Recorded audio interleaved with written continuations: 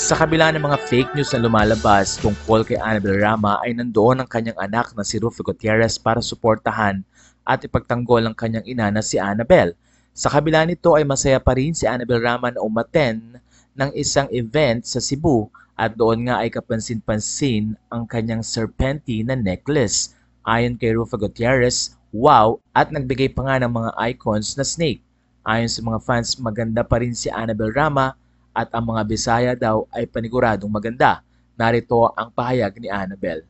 Ang beauty ko tonight, nakikita nyo naman diba? Nandito ako sa Cebu at nag-attend ng Mayor's Night sa aking cousin Mayor Mike Rama of Cebu City. Maraming salamat sa aking glam team dito sa Cebu for my makeup and for my hair. Hindi mo na kailangan sabihin, talagang iba ang beauty naming mga Bisaya at nakikita nyo yan, Pete Senior Cebu. Kapansin-pansin ang napakalaking necklace na suot ni Annabel Rama na talaga namang tinutukan pa ng kamera.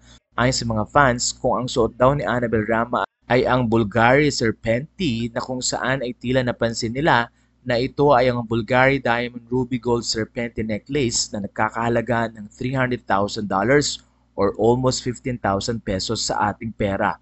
Mukhang kitang-kita ang pagiging mayaman ni Annabel Rama at mukhang nag-i-invest nga ito pagdating sa magagandang jewelry.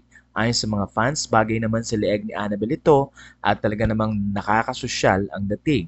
Matatandang isa si Annabel Rama sa magagaling ng manager ng mga artista at ayon din sa mga fans, deserve niya ang mga bagay na ito.